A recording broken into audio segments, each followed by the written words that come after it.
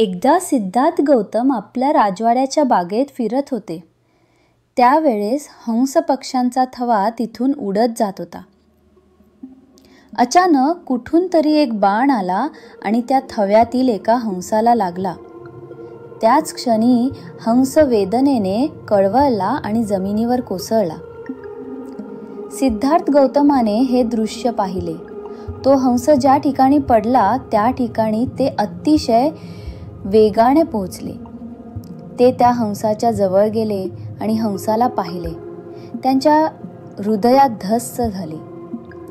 त्या पांढऱ्या शुभ्र हंसाच्या पंखांतून रक्त झिरपत होते. त्याची धडपड आणि डोळ्यात उमटलेली भीती पाहून सिद्धार्थाच्याही डोळ्यात पाणी आले. त्यांनी त्या हंसाला आपल्या कोमल हातांनी हळुवारपणे उचलले. अतिशय काळजीपूर्वक त्या हंसाच्या शरीरात रुतलेला बाण त्यांनी बाहेर काढला. त्या हंसाला त्यांनी प्रेमाने जवळ घेतले.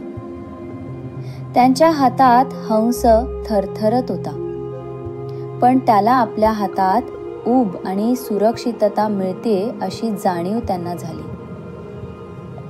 सिद्धार्थ गौतमाचे हृदय करुणेने ओसंडून वाहत होते.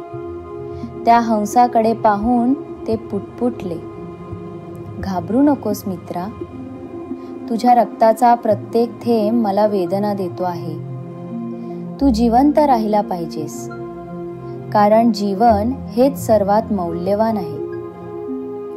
तुझे आयुष्य संपवण्याचा अधिकार कुणालाही नाही. सिद्धार्थाच्या मनात प्रश्नांचे वादळ उठले. या इवल्याशा जीवाने कुणाचे काय बिघडवले? याने कुणाला इजा केली का? मग याच्यावर बाण का सोडला गेला? इतक्यात सिद्धार्थ गौतमाचा चुलत भाऊ देवदत्त तिथे आला. त्याच्या हातात धनुष्य अजूनही होते आणि चेहऱ्यावर अभिमान होता. हा हंस माझा आहे. मी त्याला बाणाने मारले. तू मला तो हंस परत दे, देवदत्त म्हणाला. सिद्धार्थाच्या हृदयाला हे वाक्य टोचले. तो थरथरत म्हणाला, देवदत्त, हा हंस तुझा कसा काय? तू या हंसाला मृत्यूच्या दाराशी ढकलले आहेस. जीव वाचवण्याऐवजी मारण्याचा प्रयत्न केला आहेस. मग तो तुझा कसा झाला? देवदत्त रागाने लाल बुंद झाला. तो ओरडला, मी शिकारी आहे. माझा वाण त्याला लागला. तो माझा शिकार आहे. तो हंस मला दे. सिद्धार्थ गौतमाने हंस देण्याचे नाकारले. देवदत्तालाही आपली शिकार पाहिजेच होती. दोघेही आपल्या मतावर ठाम होते. शेवटी हा वाद सोडवण्यासाठी राजदरबारात जाण्याचे ठरले. आता फक्त राजाच हा वाद सोडवू शकत होता. दोघेही राजदरबारात गेले. सर्वांसमोर घडलेला प्रसंग सांगण्यात आला.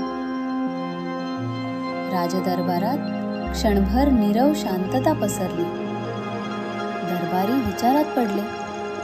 कुणाला वाटले शिकाऱ्याने बाण मारला आहे म्हणून हंसावर हक्क द्यायचा? कुणाला वाटले प्राण वाचवणाऱ्याला हक्क द्यायला हवा? राजाने देवदत्त आणि सिद्धार्थ दोघांचीही बाजू ऐकून घेतली. थोडा वेळ विचार करून राजाने निर्णय दिला. जीव घेणाऱ्यापेक्षा जीव वाचवणारा मोठा असतो.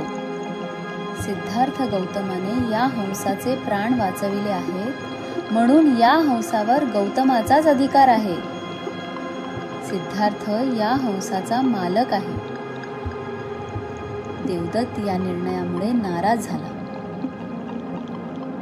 ही हंस पूर्णपणे बरा होईपर्यंत सिद्धार्थ गौतमाने त्या हंसाची काळजी घेतली आणि हंस पूर्ण बरा झाल्यावर गौतमाने त्याला बागेत नेले आणि ते त्याला म्हणाले, तुझा कोणीही मालक नाही.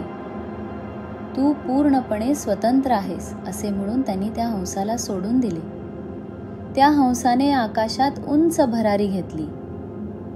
सिद्धार्थ गौतमाच्या जीवनातल्या या प्रसंगावरून आपल्याला अशी शिकवण मिळते की जो प्राण्यांवर दया करतो तोच खरा मानव असतो. हिंसा कधीही समाधान देत नाही. करुणेच्या सावलीतच शांतीचा वृक्ष वाढतो.